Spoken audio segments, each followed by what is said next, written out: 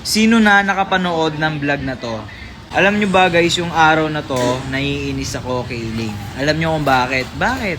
Kasi sobrang dami niyang kasamang lalaki. Tingnan nyo, bilangin nyo naman. 1, 2, 3, 4, 5, 6, 7. Dami, di ba? Alam nyo ba guys, sa video na to, sobrang daming nangyari. Talaga as in. Alam nyo ba yung nung araw na yan, nagtampo sa akin si Elaine. Alam nyo kung bakit? Kasi nga, nakita na naman ako ni Elaine na kinakausap ko raw yung kapatid ni Shilane.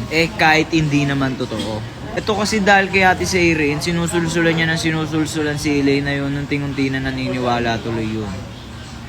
Kung mapapanood mo man to Ate Seiren, napakasulsul mo. Dahil sa'yo, ayan tuloy yung unti na nawawalan ng tiwala sa akin si Elaine. Hindi naman talaga ako yung lumalapit, kung hindi, yung kapatid ni Shilane. Mapapanood mo man to, sana patawarin mo na ako at pag-explainin mo ako ng maayos para naman magkaintindihan tayong dalawa.